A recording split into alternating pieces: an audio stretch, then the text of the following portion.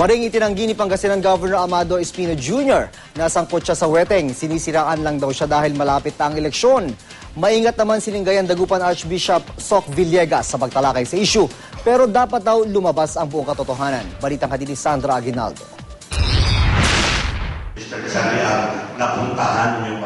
Ni isang kusing sa weteng, wala raw natatanggap si Pangasinan Governor Amado Espino Jr.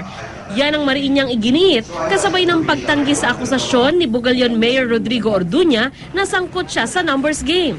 At ang akusasyong pakikipagkita niya kay Charlie Atong Ang dahil daw sa pagpapakilala sa kanila mismo ni Orduña. Humingi raw noon si Ang ng permit na mag-operate ng High Alay sa probinsya pero di niya pinagbigyan. I am denying na may tinanggap ako dyan sa High Alay na yan o sa Huwete. Wala akong ibinigay na permit kay Mr. Charlie Ang. So how can I ask anything from him? Wala akong tinatanggap na kahit ano man yan. Posible raw politika ang motibo sa likod ng akusasyon at iba pa umanong paninira sa kanya. My first statement was, this is politically motivated. No? Political at ito. Kung matandaan ninyo, kinalat pa sa Pangasinan, nagkaroon ako ng massive attack sa Amerika, di ba? Pumangalawa, nag-smuggle daw ako ng mga black sand na hindi naman totoo. Tapos binanggit na nga itong mga quitting ulit. Handa raw si Espino na harapin ang reklamo laban sa kanya. Kasunod ng 5 minutong pagpapaliwanag sa media ay di na siya sumagot sa iba pang katanungan alinsunod sa payo ng mga abogado.